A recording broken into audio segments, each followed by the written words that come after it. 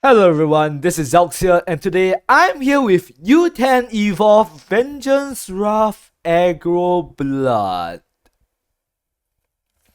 Hey, are you sure this is the right list? Obviously this is the right list. Why else are you introducing it? Because it seemed a little bit inconsistent. Where in the world is it inconsistent? Go on, finish the intro. Right. So the main idea of this deck is to have a very aggressive early curve with all your premium setup followers like Harmonic Wolf, and to protect all your more higher damaging followers like Vicious Blizzard, and dual blade behind warp followers like Vampire Liberator, Demon of the Keys, and Narc. We also have some best form of draw for blood right now, which is how to train your back. And for our late game finishing burst, we have Silver Knight, Diablo's Hidone, Milnard, which is basically a worse version of Hidone that cannot go through ward, but has drain just in case you're getting low on hit points. And once after you play Milnard and your opponent thinks that, oh, there's no way this guy is playing for vengeance after he played Milnard, which healed him for 6, you surprise them with a Galome, which hits their dome for 6 damage, hopefully closing out the game, and if not, losing you the game. So obviously, as you could tell, this deck looks weird. I won't say that this deck looks amazing. So it does have some weaknesses, which I will show on the screen right now.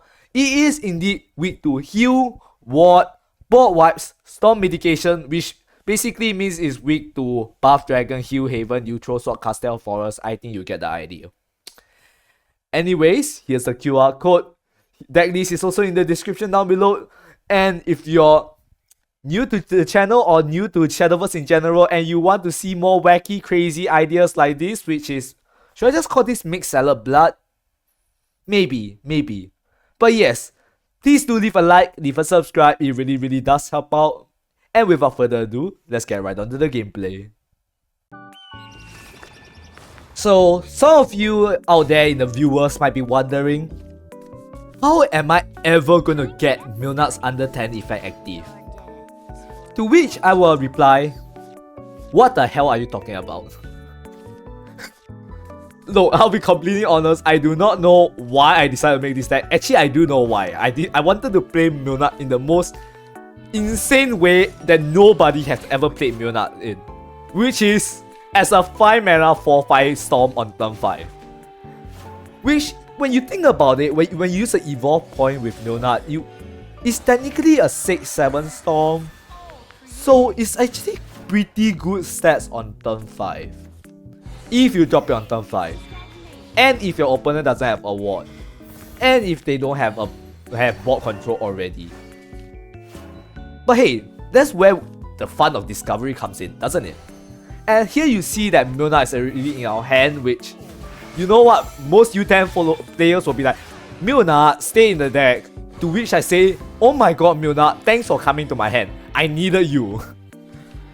So actually, to be fair, a lot of decks run ward nowadays, so funnily enough, getting Milnard to go face on 5 is very quite difficult unless the deck that you're facing doesn't play a lot of ward, which just so happens that the Golem Boost player that I'm fighting against this time doesn't seem to have all the cards that give his Golems ward, which is perfectly amazing for me. And now I also have board presence, which means they have to deal with my board. And it's all good. That means usually when I board presence, it means they have to spend time reacting to my board, and if they try to ward up, my board can deal with their ward and Milnard can go face. Right here, that's not the case though. They managed to board wipe me with Grunier. Go figure, that's one of the weaknesses of the deck you saw earlier on. But they don't have a ward, which is, do you know what that means? I slammed Milnard on 5, evolved her like no other player ever did before, and went face for 6 full damage. With a ward up and a 6/7 Milnard Storm Drain on board, my opponent has to deal with it. And obviously they are gonna play Golem Lord, but it does mean that they spend their whole, they actually had to deal with Milnard, and they didn't have the heal.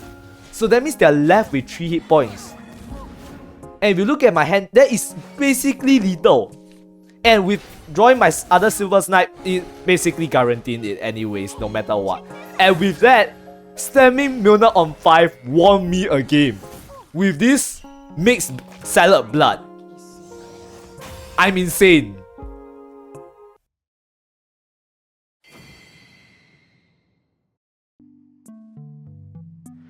Right.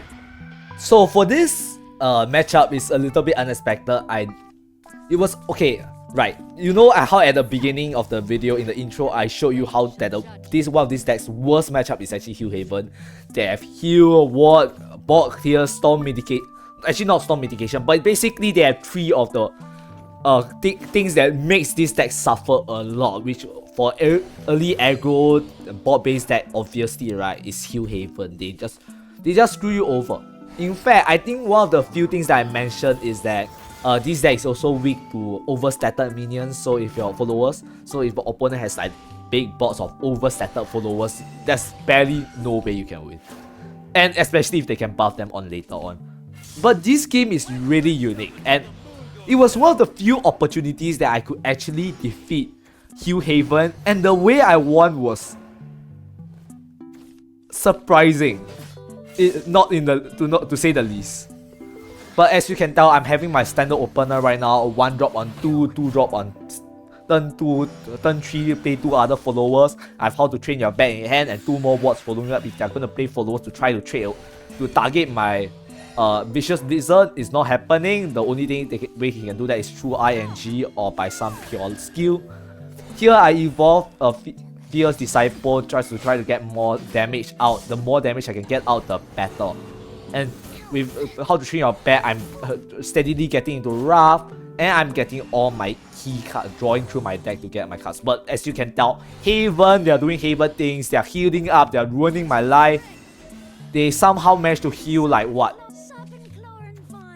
4 in 1 turn. Not only that, they managed to trigger a destruction effect, they get Lu out, they managed to... There's two evolved followers that can use to trade my guys. You know, just doing Haven things. Like, at this point, are you even surprised? Somehow Fierce Disciple survived, which means I can get another 3 hit in, which I took it like... Sure, I'll take it immediately. The reason I didn't choose to go for Diablo's Hidone here is very important. It's because I actually want to keep it for post Illuvia, because once Illuvia comes out, their support state gets really, really big, and I cannot clear it without Diablo's Hidone's effect.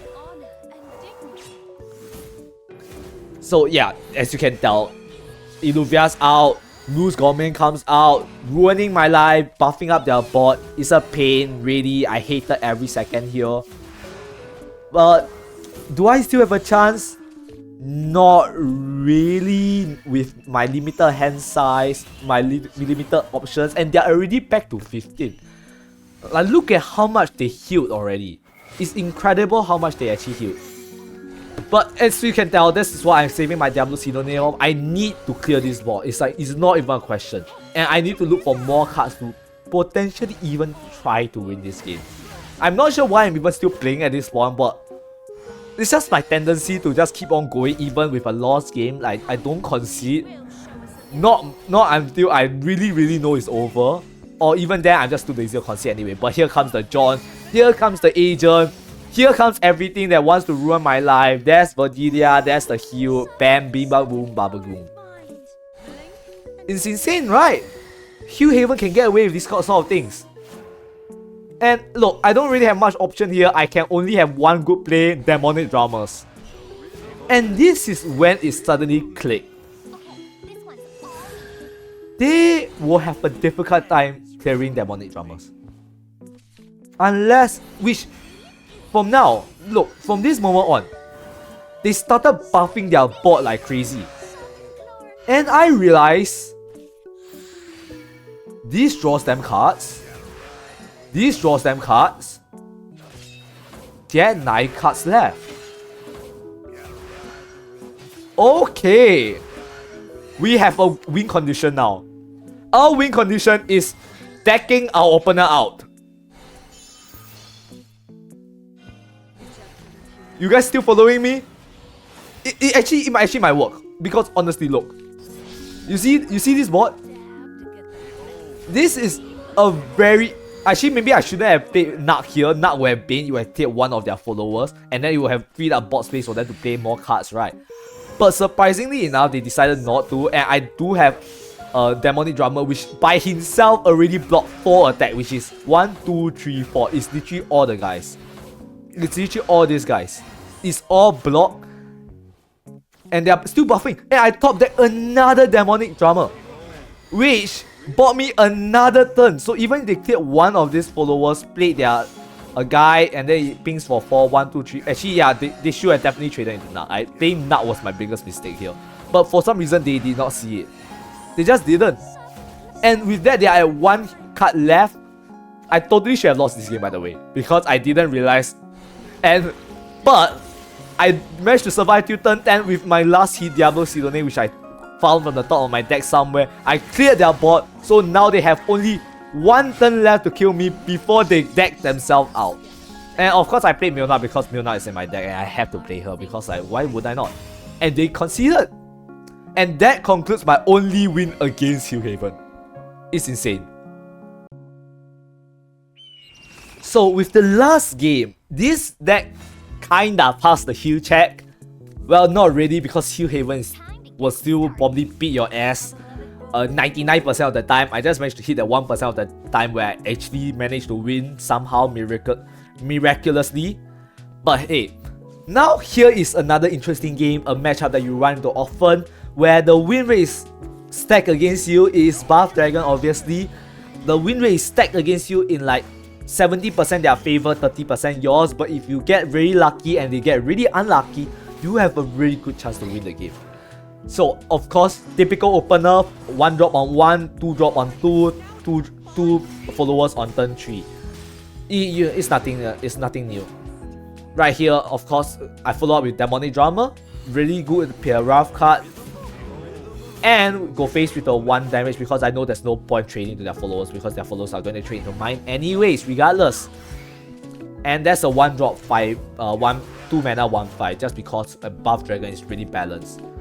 There's really not much I can do here, so I decided to play another ward and play Vicious Blazer. The reason why I'm doing this, so their best play right now will actually be, and I actually managed to get Milnard. Okay, that is a consideration. Okay, but anyways, where was I? I traded the Vicious in to progress my Wrath even further. The reason why I played 2 wards here, right, is just in case they have, who is that guy?